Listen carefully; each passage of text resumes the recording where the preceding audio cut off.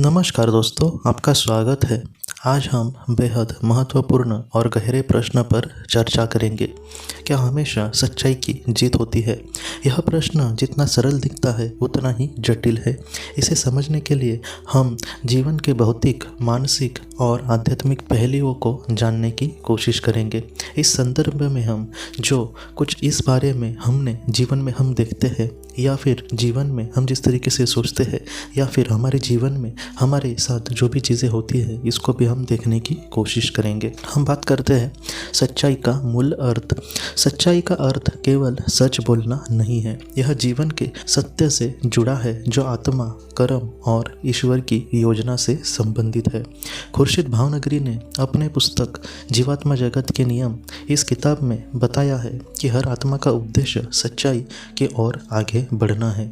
सच्चाई का मार्ग कठिन हो सकता है, लेकिन यही मार्ग आत्मा को उच्चतर चेतना की ओर लेकर जाता है। डॉक्टर ब्रायन वीज और डॉक्टर माइकल न्यूटन ने पुनर्जन्म और आत्मा के सफ़र पर गहन शोध किया है। उन्होंने अपनी पुस्तकों में बताया है कि हमारा वर्तमान जीवन हमारे पिछले जन्मों का परिणाम है। सच्चाई की जीत कभी कभी तात्कालिक स्वरूप में नहीं दिखाई देती, लेकिन यह हमारे कर्मों के आधार पर निश्चित रूप से होती है। उदाहरण के लिए डॉक्टर ब्रायन वीज जी की पुस्तक मेनी लाइव्स मेनी मास्टर्स, इस किताब में एक महिला का जिक्र है जिसने अपने पिछले जन्मों के किए गए कर्मों का सामना किया और अंततः सच्चाई को समझकर आत्मिक शांति प्राप्त की। इससे हमें समझ आता है कि सच्चाई की जीत कभी कभी हमारे जीवन में तुरंत नहीं दिखती, लेकिन दीर्घकालिक रूप से यह सुनिश्चित जरूर होती है।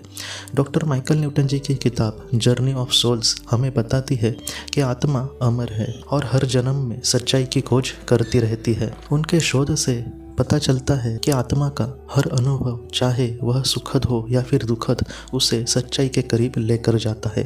सच्चाई की जीत का मतलब यह नहीं है कि हमें भौतिक जीवन में हमेशा सफलता मिले, बल्कि यह है कि हमारी आत्मा अपने उद्देश्य को पूरा कर सके। मरणोपरांत जीवन और सच्चाई की जीत। जेम्स वैन प्राग और सिल्विया ब्राउन जैसे प्रसिद्ध साइकिक माध्यमों ने मरणोपरांत जीवन के रहस्यों पर चर्चा करी है। जेम्स वैन प्राग जी की पुस्तकों में बताया गया है कि मृत्यु के बाद आत्मा केवल सच्चाई को देखती है। झूठ, धोखा और भौतिक संसार की चालाकियाँ आत्मा के लिए महत्वहीन हो जाती है। सिल्विया ब्राउन जी भी अपनी पुस्तकों में बताती है कि सच्चाई की जीत केवल भौतिक संसार में नहीं होती, बल्कि यह आत्मिक संसार में भी अपरिहार्य होती है। उन्होंने बताया कि सच्चाई को अपनाने से आत्मा को शांति और स्वर्गीय चेतना प्राप्त होती है।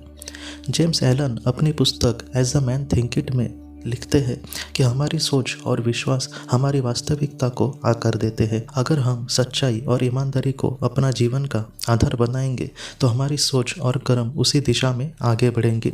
उनकी शिक्षाओं में से यह स्पष्ट होता है कि सच्चाई की जीत का रास्ता हमारे विचार और कर्मों से शुरू होता है। संघर्ष के समय सच्चाई का महत्व। सच्चाई का मार्ग हमेशा आसान नहीं होता, यह अक्सर कठिन और चुनौतियों से भरा होता है। खुर्शीद भावनगरी जी ने अपनी पुस्तक में इस बात पर जोर दिया है कि कठिन समय में भी सच्चाई का साथ देना यही आत्मा की सबसे बड़ी विजय है। उन्होंने उदाहरण दिया है कि जिसमें एक व्यक्ति ने अपने सच्चाई और नैतिकता के लिए अपने सारे भौतिक सुखों का त्याग किया। शुरुआत में यह उसे एक हार जैसे लग रहा था, लेकिन लंबे समय में उसे आत्मिक शांति और उच्चतम चेतना प्राप्त हो गई थी। सच्चाई का परीक्षण। सच्चाई की जीत का मतलब यह नहीं है कि गलत लोग कभी भी सफल नहीं होते, लेकिन यह सफल क्षणिक हो सकता है। गीता में भी कहा है, सत्य का जो मार्ग है वह हमें शिव तक, मतलब भगवान तक लेकर जाता है।